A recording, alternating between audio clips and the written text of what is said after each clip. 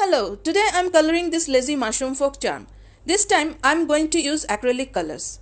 I do apologize for camera setting and blur issues. I'm still learning how to record properly.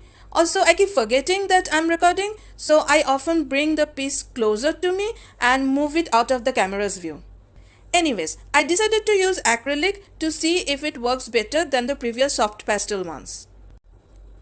This mushroom folk's name is Miss Bonbon, as her resting face resembles a puffy piece of confectionery.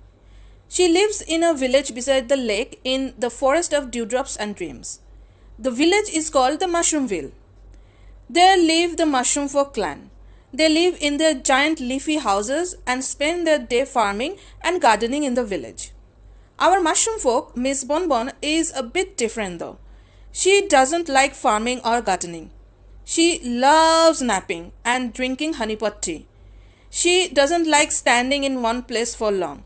Whenever she finds a chance, she likes to lay down or at least lean on something. So others call her the lazy one. But she doesn't care. She pulls up her leafy shawl around her yellow body, keeps her red hat tight and gets ready to nap. However, there's a rumor about her that when she was younger, she was a great adventurer. How did that rumor come about, you ask? Well, from the village kids, obviously. Little mushroomlings love to visit Miss Bonbon as the chubby-cheeked, sweet-loving mushroom folk tells them a great many stories of adventures she went on throughout the forest. Of course, when she is awake.